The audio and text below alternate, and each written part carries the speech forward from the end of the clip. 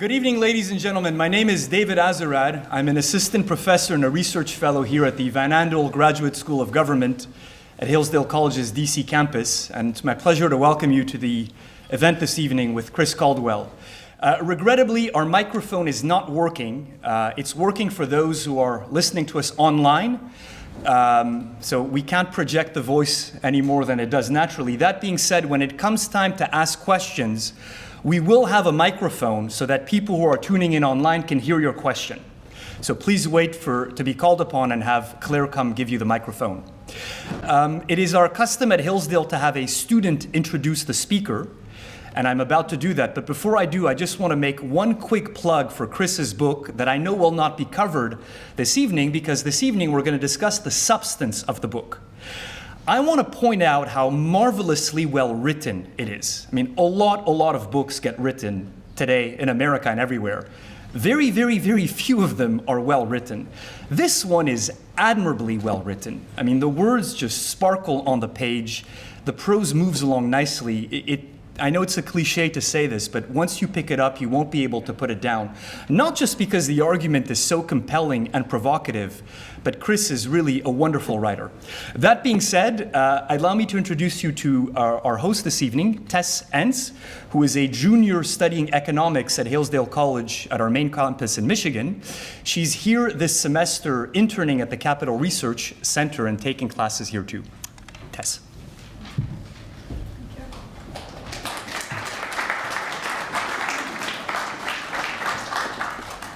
Good evening, ladies and gentlemen.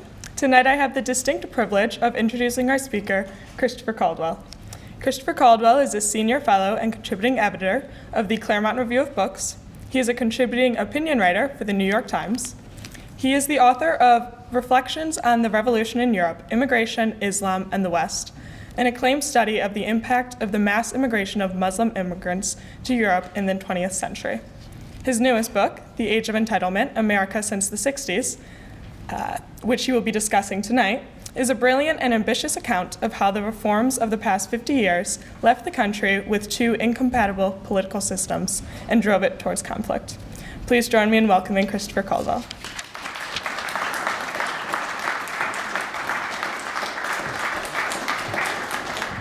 That's very nice. All right, so without a microphone, I'm going to have to talk a little louder, and we'll sort of arrive at an optimal volume, I think. Tell me if I'm too loud or too soft.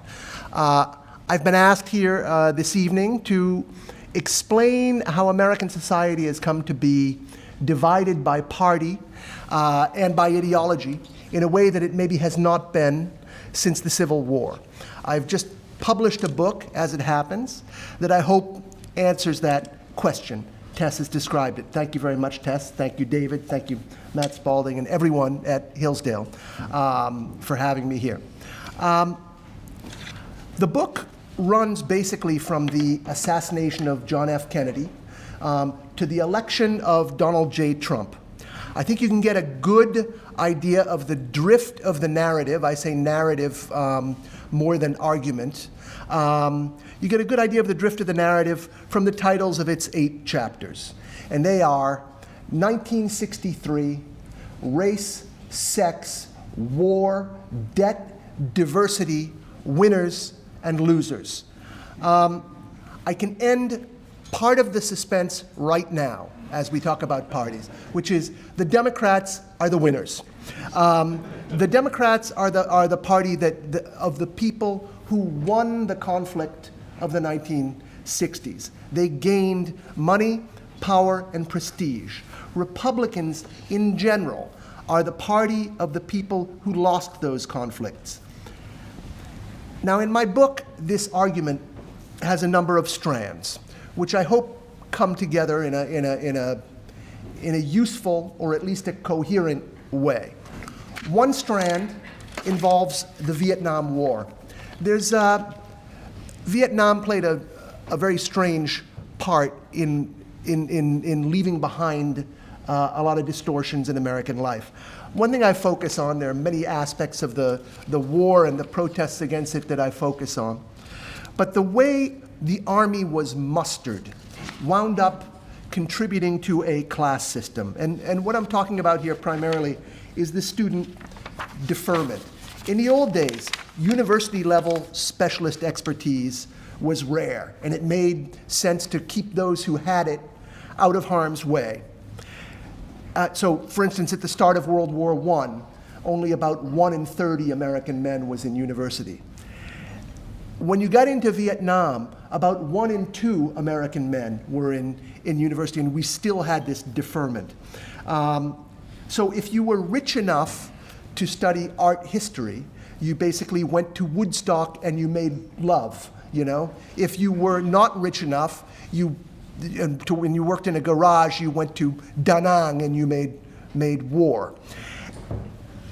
Losing the war turned this class problem that we had into something very serious, because it allowed when we lost the war, it allowed the rich, or the richer Americans, the better off Americans, who disproportionately did not participate, to mistake the class division for a moral division.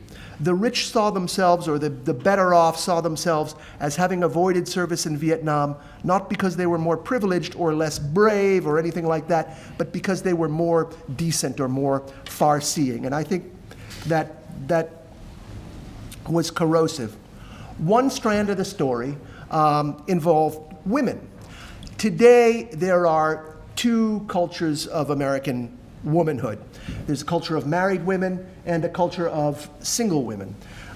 If you poll them on political issues, they'll come up diametrically opposed on most of them. It's tough to think of 2 groups that differ more. During the Kennedy administration, polls showed that there was something like a unified culture of American womanhood.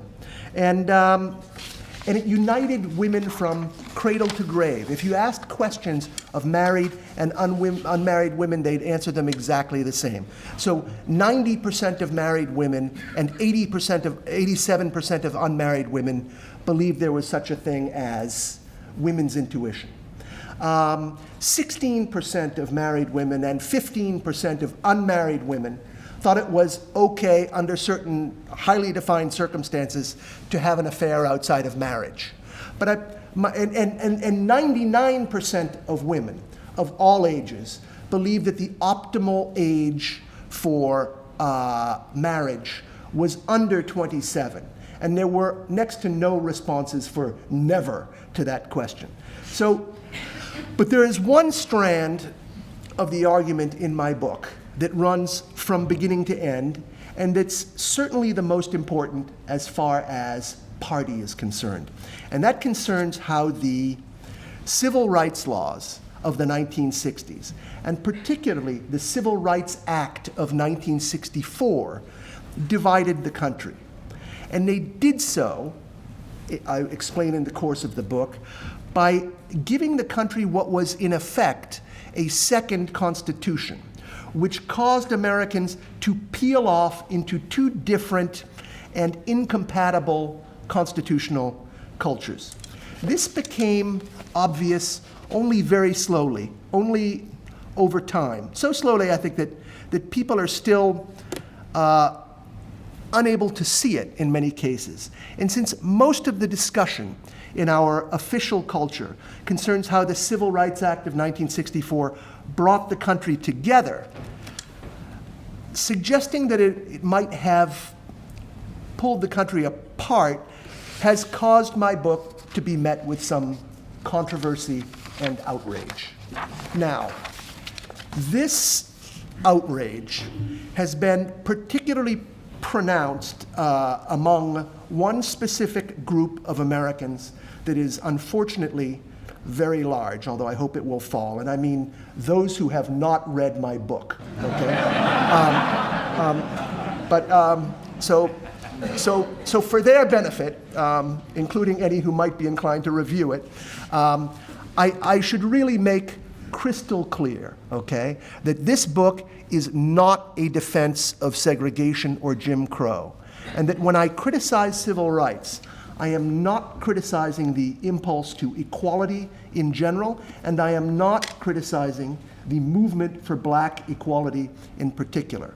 What I am talking about is the system, is the set of mechanisms that, in the name of ending segregation, were established and given to Washington as tools. These gave Washington the authority to override what Americans had traditionally thought of as their ordinary democratic institutions. They were widely understood by the public as temporary and local. Whether that expectation was justified or not is another question. But they soon escaped democratic control altogether, and they have now become the most powerful part of our governing system. So let's talk about how that worked. I think that there were two noteworthy things about the civil rights legislation of 1964 and 1965. First, as I said, was its unprecedented concentration in power. It gave Washington tools that it had never had in peacetime. It created new crimes involving discrimination in many walks of public and private life. It revoked, if you wanted to put it strongly, you could say repealed, the prevailing understanding of freedom of association that was implicit in the First Amendment. It established new agencies to hunt down those crimes. So it expanded the Civil Rights Commission. It established an Equal Employment Opportunity Commission. It set up various offices of civil rights in the different cabinet agencies that could lay out guidelines that had the force of law. It gave government new prerogatives, like laying out hiring practices for all companies with more than 15 employees, filing certain lawsuits, conducting investigations, ordering redress. I mean, to put it as bluntly as I do in the book, the effect of these laws was to take a lot of decisions that had been made in the democracy and relocate them either in the bureaucracy or in the judiciary, okay? And so only with that kind of arsenal, Lyndon Johnson and the drafters of civil rights legislation thought, would it be possible to root out insidious racism, okay? The second thing about these acts were they were slightly a fudge. As I say, they sat uneasily with parts of the Constitution, not just the First Amendment. The Voting Rights Act of 1965, passed largely to vindicate the 14th Amendment's guarantee of equal citizenship, did so by creating different rights for citizens regarding election laws, depending on whether you lived in Alabama, or, for instance, or whether you lived in Michigan. But really, no one worried about such things so much. As long as it was about segregation, they were willing to let it go. The goal of civil rights law was to short-circuit the sham democracies of the American South and to bring them into conformity with the Constitution. But nobody's democracy is perfect, and it turned out to be harder to distinguish between the South's democracy and everyone else's. So if the spirit of the law was to humiliate Southern bigots and overturn Southern segregation, the letter of the law put the entire country and all of its institutions under threats of lawsuits and prosecutions for discrimination. But as I say, people were not too worried about that. It's clear in retrospect that outside of the South, most Americans understood segregation as a regional problem.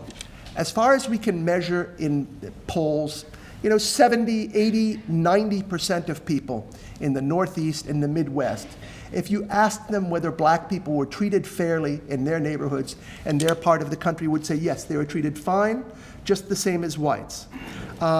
In practice, they did not expect these new laws to be turned back on them. The problem is that when the work of civil rights legislation was done, when de jure segregation was stopped, these powers were not stopped or scaled down or reassessed. On the contrary, they intensified. The ability to set quotas was not in the original legislation, but offices of civil rights in the education, in HEW, started doing that. And there was no one really strong enough to object. Busing of school children was not in this original legislation. But once you had these goals and guidelines for integration in schools, judges started ordering it. So you had many things happening. Affirmative action is another one. That was a vague notion in the Civil Rights Bill. But by the time of the Bakke case in 1978, it had become an outright system of racial preferences. And for those of you too young to remember that case, it involved a plaintiff, Allan, actually he was not the plaintiff, I believe, Allan Bakke, who had been a Marine captain in Vietnam, was rejected in his application for medical school at the University of California, Davis, despite having test scores that were in the 96th, 94th, 97th, and 72nd percentiles, while minority applicants in a special program were admitted with scores that were on average in the 34th, 30th, 37th, and 18th. So, although the court decided that Bakke deserved to be admitted, it did not do away with affirmative action. In fact, it institutionalized it as long as it was done in the name of diversity, which was a new concept at the time. But another thing was happening, and that is that other groups, many of them not even imagined in the first civil rights law, got the hang of using civil rights law. So immigrant advocates, for instance, no one ever voted for bilingual education, but the Supreme Court okayed it in 1974, and rule writers at the Office of Civil Rights in HEW established it, and it exists today. Women as well. The EEOC spent much of the 80s sort of debating the family leave policy at Sears Roebuck. And so finally, when you got into the 80s, civil rights came to dominate and even overrule legislation that had seemingly nothing to do with it. And I think the most traumatic example and lasting example for the country was the Immigration Reform and Control Act of 1986. I think this is an interesting case. It can be compared to certain Supreme Court cases in the sort of like the decades of, I'm thinking of like Roe v. Wade, in the decades of political strife that it left in its wake. Now, IRCA, as the bill was called, was supposed to be the grand compromise on which our 21st century immigration policy would be built. On the one hand, about 3 million illegal immigrants had come in from Mexico and other parts of Latin America, primarily. And they were to be given citizenship under IRCA. But to keep that from incentivizing further immigration, there were really draconian laws put in place to ensure that immigration would never get out of control that way again.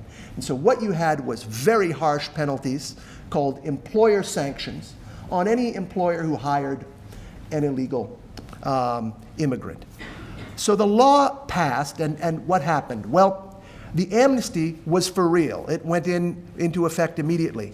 But the penalties turned out to be, the employer sanctions turned out to be not workable, because for an employer to ask an employee who, let's say, looked Mexican, whether he was born in Mexico or what his citizen was, turned out to violate his civil rights. So in this case, and in others, civil rights law made it impossible for people to get the things they had voted for. And every law, even in areas like this, which seemed to have nothing to do with civil rights, turned into an expansion of this civil rights law. And if we had time, we could look at sort of further developments in later decades. Now, Basically, more and more areas of American life were withdrawn from voters' democratic control and subjected to the bureaucratic, judicial, emergency powers of civil rights law. And here is where I say that civil rights law had become a second constitution with powers that could be used to override the first. And so now we're at the heart of how the parties have tended to come apart. Let's talk about the Constitution that resulted, okay? I don't mean that it has become the Constitution, but it has certain constitutional aspects. And I'd like to talk about two of these aspects. First, this new civil rights Constitution has a moral element, almost a metaphysical element that is usually more typical of theocracies than of secular republics. It takes a little bit of explaining. As we've said, civil rights law gave emergency powers to override the normal democratic constitutional order. But I think the key question when it comes to such powers is, under what circumstances can government activate these emergency powers? And this is kind of an edgy area of European political philosophy. But I think it's a very different question over there, because in Europe, where you've had problems with governments bypassing their usual constitution by means of states' emergencies, it's usually on the grounds of a military or security threat or a threat to public order. The American regime increasingly did this for moral emergencies. So America can't wait. There are people who are suffering. Their rights are being violated. We got to do this now. Every day that a gay person lives without being able to be married, there's suffering going on, and we can't mess around and wait for the ordinary democratic process to take its toll. Now, a moral grounds for invoking an emergency sounds much nicer, but actually, in fact, it can be kind of pernicious, because it requires that the government, in order to act, create a class of officially designated malefactors. In the original civil rights legislation of 1964, the justification of this strong medicine was that you had a collection of Southern politicians who were so clever and devious, and a collection of Southern sheriffs who were so ruthless and depraved that one could not, and one was not morally obliged to, fight them along according to Marquess of Queensberry rules. And I must say that pattern holds even as the focus of this sort of law has shifted. Every intervention in the name of rights requires the identification of a malefactor. So very on in the gay marriage debate, those who believed in traditional marriage were likened to segregationists or to those who had opposed interracial marriage. Earlier this week, Joe Biden, the presidential candidate, said, let's be clear, transgender equality is the civil rights issue of our time. There is no room for compromise when it comes to basic human rights. Now, reading that through the lens of the laws that we have in the country since the 1960s, I take that to mean that although Joe Biden and the rest of us may still be getting to just learning about transgender business and everything, I doubt Joe Biden is really expert about it, we're not going to be able to sort of like grope our way to an understanding of it either through the ballot box or through our legislatures. This is going to be decreed. We're going to be told by a judge or someone just what our policy towards transgenderism is going to be.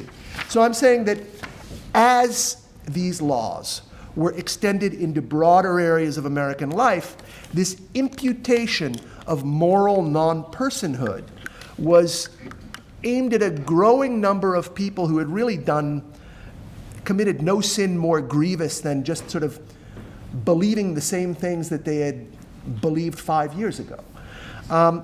So that's the first thing, I think, the moral aspect of these laws. The second thing is more of a sociological point, and it has to do with what progressive activists call intersectionality. As long as civil rights was limited to Southern blacks and to ending segregation, it was a stable system. It was not a sort of like a moving part, because it had the logic of history behind it, which both justified it and focused it, that is, limited it. But if other groups could be given the privilege of advancing their rights by bureaucratic fiat and judicial decree, then things got kind of interesting in terms of electoral politics, because then there was the possibility that you might gradually build up vast new coalitions, and maybe even electoral majorities, because almost everyone who was not a white heterosexual male could benefit from civil rights law in some way, okay? And this brings us to a sensitive problem which you will understand a little better if you followed the constitutional politics of India. India had the first modern minority rights-based constitution. It had a long enumerated list of so-called scheduled tribes and castes. And that's what India's politics has been about for much of the time since the late 40s. Eventually, negotiations between minorities and the state took up so much of Indian government's energy that there emerged, as a kind of a photographic negative, a group of Indians who were not covered in these vast number of scheduled tribes and classes, and just sort of began to grumble that, you know, they're everyone except the people on that list. And they are a big part of the movement behind the present Prime Minister Narendra Modi's coalition. So if you like Modi, you say that he's the candidate of ordinary middle-class Indians. If you don't like him, as most of the international media and the elite media in India do not, then you say he's a Hindu nationalist, okay? And we have a version of the same thing happening, I would say, in this country. And in retrospect, it was evident in the mid-'80s when this intersectional coalition came up with the term people of color to describe itself. A lot of what I do in the book is describe shifts in language that are kind of telling, but this one is really particularly striking, because logically, if there is such a thing as a coalition of people of color demanding that they be given more out of society, they're demanding that it be gotten from people not of color. And so, as in the same way that the Indian Constitution called forth this idea of like a generic Hindu, the new Civil Rights Constitution created a group of non-people of color. It made white people a political reality in the United States in a way that they had never been. So while this Constitution didn't disfavor whites, it favored every other group that it touched and whose interests it protected, which amounts to the same thing. And now you can see a little bit where we're going with this as we discuss parties. So overwhelming, I think, is the hegemony of this 1964 Constitution over the 1788 Constitution that our politics has pretty naturally sorted itself into a party of those who have been helped by the new constitutional developments and a party of those who have been harmed by it. So let's say you're a gay man in a gay marriage with two adopted children, okay? the civil rights version of your country has to appear constitutional. It's not optional. It's your whole way of life depends on it. Your entire life depends on it. How could you even consider backing a party or a politician who even questioned that or wavered on it? So quite likely, in fact, if you're in that position, your whole moral idea of yourself too depends on your relationship to this new Constitution. You may have marched in gay pride parades carrying signs that say things like, "Stop the hate," and you have an idea that people who opposed your campaign, who opposed the campaign that brought you your life, that brought you the ability to marry, that brought you your children, can only have done so for absolutely terrible reasons. You are on the side of the glorious marchers of Birmingham, and they are on the side of Bull Connor. It is quite natural that you would understand the opponents of your way of life as a party of bigots, okay?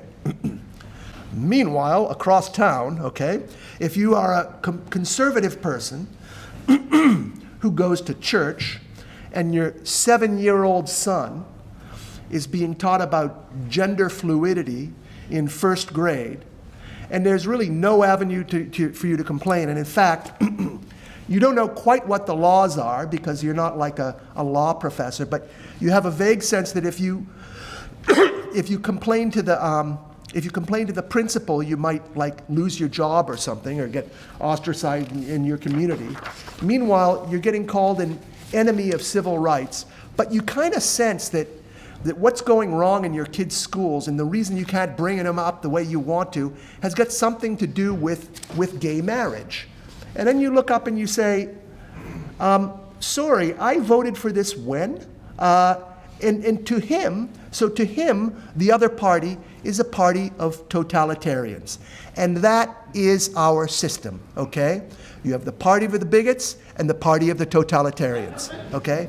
And it doesn't, when you look at it that way, and I think that a lot of members of these parties do look at it that way, it is really tough to see where our common ground is going to be found in the coming years.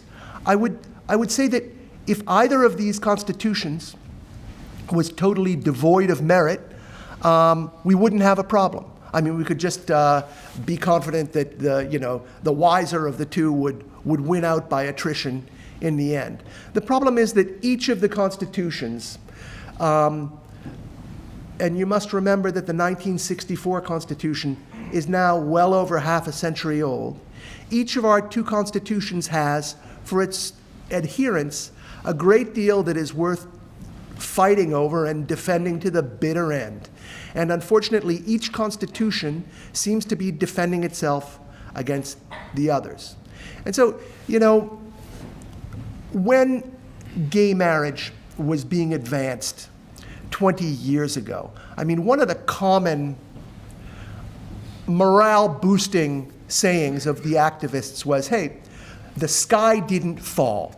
So people would say, hey, look, we've had gay marriage in Massachusetts for 3 months now, and I got news for you, right-wingers, the sky didn't fall, I think that, and they were right in what they said, but I think that they forgot how delicate a system, a democratic constitutional republic is, and how difficult it is to get the formula right, and how hard it is to see when a government begins slowly, very slowly, to veer off course in a way that can take decades to become evident until one day we discover that although we say that the sky is not falling, we're saying it with a lot less conviction than we used to.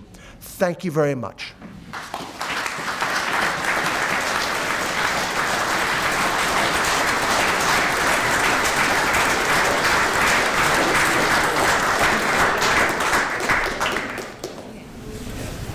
So if you want to raise your hands for questions, Claire, this gentleman here.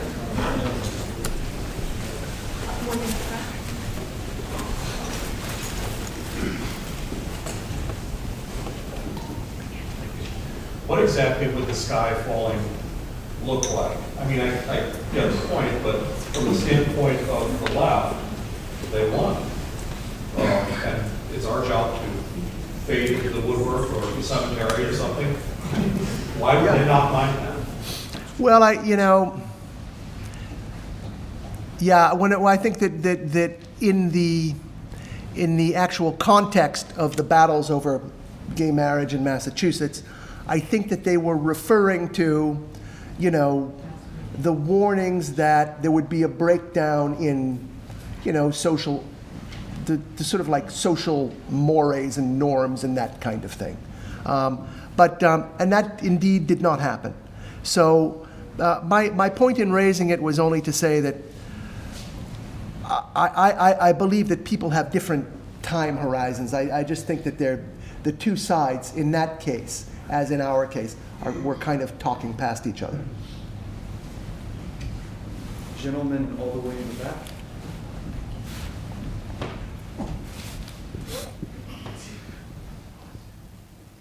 So it seems to me that the Civil Rights Act, the Voting Rights Act, were passed under the sort of legislative enactment from the 13th and 14th Amendment. And I think on some level, everybody here would agree that that was necessary. The Civil Rights Act, as you pointed out, when focused on segregation in the South, was necessary and justified. The problem we've come is when it has sort of creeped out into literally everything else. Do you see that, given the fact that, I think certainly any definition I would know, it was constitutional to the old Constitution, as you put it. Is it a legal matter? Is it the administrative structure? Is it the legal matter? Or is it just the political drift that has made this inevitable? Was this inevitable, I guess, given the structure of everything that came before it, is what I'm trying to say, I think. This is something that has been nagging at me through the whole project of writing this book. And I think I know what people missed a little bit at the beginning. And I think that I'm not sure. I do not, in fact, I do not believe that people passed these laws. These laws were powerful tools. I don't think people thought of them primarily as tools. I think they were thinking primarily of segregation and stopping it. But here these tools were. The question is, why did it spread so quickly to other stuff? Why did it become the go-to governing tool? And I think the reason is, I think the Achilles heel in the legislation may have been that by giving so much power to judges and regulators, it failed to see how the two of them could have this kind of like ricocheting, sort of like Pong type relationship between each other over the heads of the legislatures and the voters. And there's a political scientist at Boston College named Shep Melnick, who's written absolutely extraordinary things about how a regulatory finding, in an Office of Civil Rights gets turned into a constitutional precedent in a Supreme Court case, and then it becomes grounds for this same office to go into a whole new area. So that was the failure to see that was key. But I also think that they failed to see that it was the exact same people who were exercising power under civil rights type rule, who would be asked whether it was constitutionally or governmentally justified to extend that rule. So if you go to the Supreme Court and say, is it all right that judges decide what marriage is, and the judges say sure. Do you know what I mean? So that I think was the Achilles heel, let's say. gentleman here. Thank you for the talk. It was brilliant and bold. There's a kind of a sense of oppressor and oppressed, a Marxist template that seems to be applied before these laws kick in. And I think, the Frankfurt School pushed that into the States in the 40s and 50s, and it got into the civil rights movement, which was probably apt there. But it's become now a common trope, where men have oppressed women and this sort of thing. Do you feel that's been part of this problem? And if so, yeah. Yes, in two ways. I will say I found very useful in studying this problem the writings of a group of mostly black academic legal theorists who wrote, mostly left-wing, who wrote in the 1990s called the critical race theorists. There's one of them in who is a professor who hasn't written very much, but he's written a couple of brilliant essays on this subject, named Alan David Freeman. And he writes about the difference between the victim perspective and the perpetrator perspective. And I actually find it a very fruitful way to look at things. And it explains how you can have a discussion between two well-meaning people totally at cross purposes, okay? So, in the case of segregation, you have the white perpetrators and the black victims. Now, they're going to have a very different attitude of when this is working, even with the best faith in the world. If you are a black person growing up under segregation, this is a system that takes all sorts of stuff away from you. Money, opportunities, job, comfort, family life, and things like that. And you're not going to feel that the injustice has been remedied until those deficits have been supplied, okay? But if you're from the perpetrator people, if you're just like, let's say a journalist or a lawyer in some southern town, you don't like segregation and you think it's really bad, okay? But you think that, you think that the sheriff is a jerk, you think the mayor is corrupt, you hate the way they talk about race, but you think that as soon as people start being good, it's going to be fine. So you're fine. You don't owe anyone anything. You are behaving like a moral person, and so there's no problem as far as you're concerned. That I found. So I say that just to sort of like convey that I think this question of victim and perpetrator is a genuine one in many cases. The thing that I was trying to get to earlier is that you need to activate a moral crusade around rights. You need to designate someone as a malefactor. And I think that, that's the way the law has developed. This gentleman here. Thank you. Just wait for the mic, please. Thanks. Thank you, Mr. Caldwell. That was impressive. I'm having a little difficulty with the premise. It seems to me you're saying that the gentleman that you refer to as saying, when did I vote for this? The premise being there that certain issues, rights issues that we're talking about here, whether it be African American rights or gay rights or LBG whatever rights, are subject to the democratic process. It seems to me this constitutional democracy makes an exception for rights from the democratic process, that rights are settled in the judiciary and not the legislatures. And so the activism of the 70s in which the left turned to the judiciary to get their way was appropriate in my thinking, except for the fact that what is a right? And it seems to me that that's where the battle is, defining what are inalienable rights, and therefore what rights should be settled by the judiciary, and what should be settled by the legislature. Right. Could you comment on that? Well, I think that there are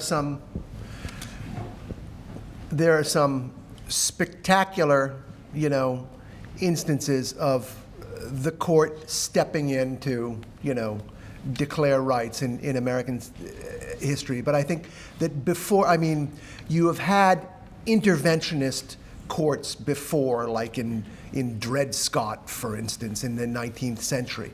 But I think that in general, before Brown versus Board of Education in 1954, which seemed to be an isolated case, the rights were what was in the Constitution. You want new rights, amend the Constitution. I think that was the idea of what a right was. You couldn't just go creating rights on the say-so of a legal theory or a judicial preference. So I think that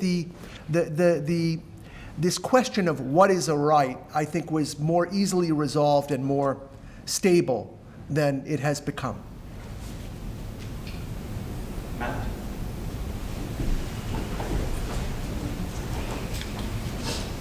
Thank you, Chris. It's a great talk and enjoying the book. And a point well taken, raising the point about the courts versus legislatures, the democratic question here. You've posed the possibility of two constitutions, the 64 Constitution and the original Constitution, implying that perhaps we might need to choose between them. I actually think we've never actually had a real choice. It's never actually been put to the American people. But I'm wondering whether you think that we're at the point where we can't choose anymore. It's actually too late. Number one. Number two, how then do we read the 2016 election? Is it some evidence that there might be lots of American people out there who would like to make that choice because they would like to choose a once great country? Or should we read it as the death throes of a dying republic? Oh, well, wow. I'm just putting it in stark terms. You give us the choice. What's the choice? What is our choice? And what do you think the choice will be? If you don't mind, I'd like to say something about choosing in general, because I opened the book by saying that people increasingly felt like they have to choose, and I should make clear that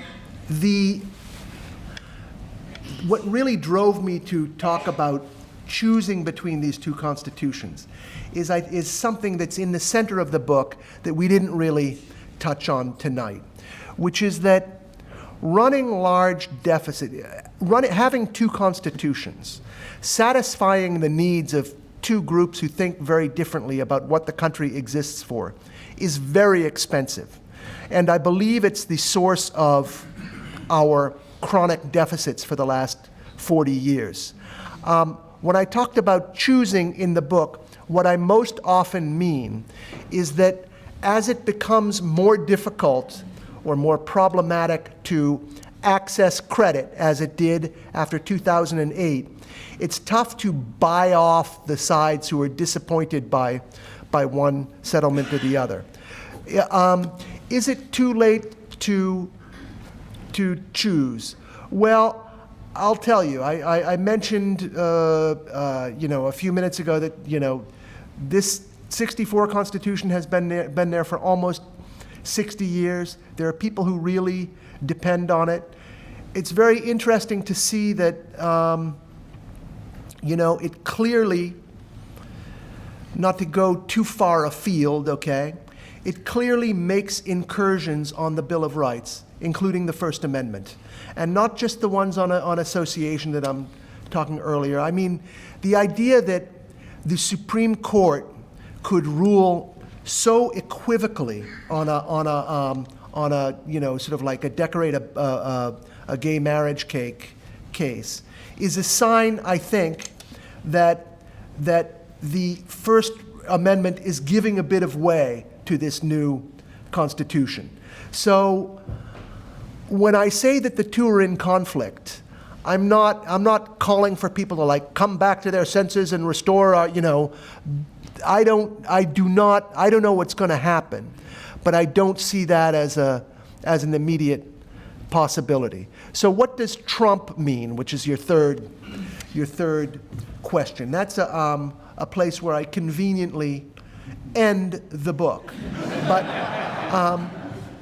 I do think it has to do now. I've talked about the moral aspect of this legislation, which I think is really important, the moral and metaphysical aspect.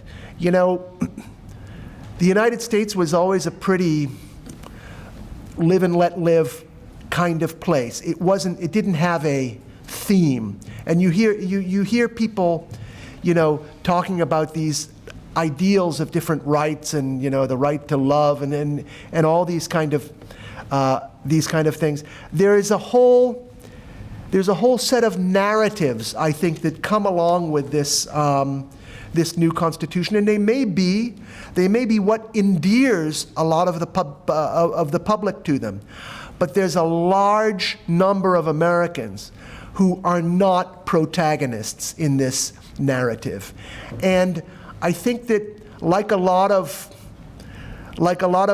cruelty, there's just a lot of people that no one's really gone out and tried to, you know, really do a bad turn to anyone who's, you know, who lives in a formerly great manufacturing town. But I think they've kind of forgotten about them, you know, and that I think is what Trump has to do with. I think it's the people who've been forgotten in the more recent narrative. So what's that a sign of? What does that mean? Aside from trouble, you know, what is it a sign of? Yeah. It's a sign perhaps of an increasing consciousness among these people, because these trends are not new. It's a sign that they're beginning to find themselves and sort of like coalesce into a kind of a movement, perhaps. This gentleman.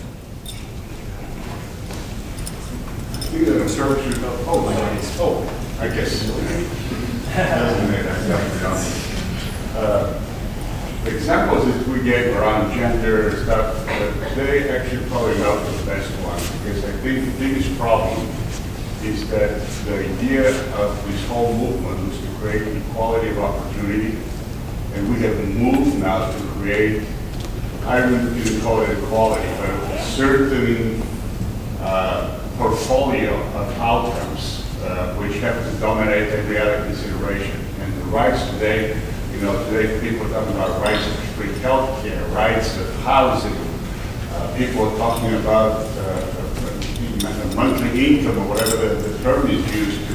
So the whole rights discussion has moved from rights of opportunity and the right to be left alone and not to be harmed in the rights of you getting resources from other people to satisfy certain needs and objectives. And I think that's what the deficit's at. It's about resources. It's not about some abstract rights of having fair play or being let alone.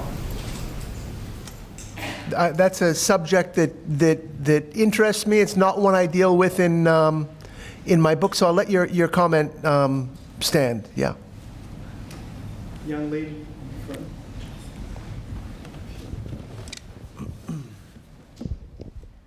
Thank you for a very thought-provoking lecture. I have 2 points of confusion that you don't necessarily need to explain now. Number one, I think John Winthrop would contest your assertion that America is a live and let live nation. We have a long history of moral leaders, and that is a very strong strain in our political and intellectual discourse. So that's something that's an impulse that must always be grappled with, particularly coming from New England. The second is, I'm a little confused about how the Civil Rights Act has augmented our national debt when the biggest driver of our national debt is Social Security, which was instituted prior to the Civil Rights Act. But my real question is, it seems, I actually want to build on the gentleman's comments about rights and the stability of rights. And it's hard for me to imagine that even the 13th, 14th, and 15th Amendments can be considered truly stable when they were bought at the cost of 600,000 American lives. That was a debate that had to be sorted in blood.